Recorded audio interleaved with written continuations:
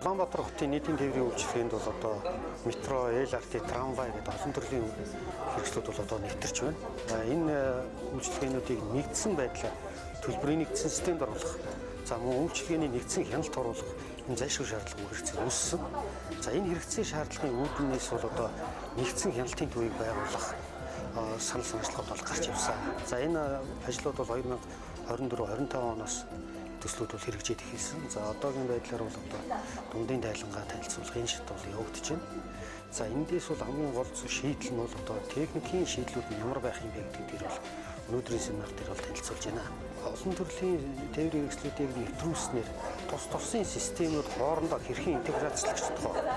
За түүнээс гадна нийслэлийн онцгой байдлын газар, нийслэлийн цагдаагийн газар, нийслэлийн эрүүл мэндийн газар зэрэг төгөмслийн хэмжээний албар зэрэг газруудтай хэрхэн мэдээлэл солилцох, тэдгээрийн системүүд хоорондоо хэрхэн уялдах уу гэдгийг одоо өнөөдрийн систем дээр танилцуулж байна. За манай хийж байгаа систем нь өөрөө эдгээр системүүдийг бүгдээрийг нэгдсэн интеграцлж оруулах ийм систем болно гэдэгт бид одоо итгэж байна.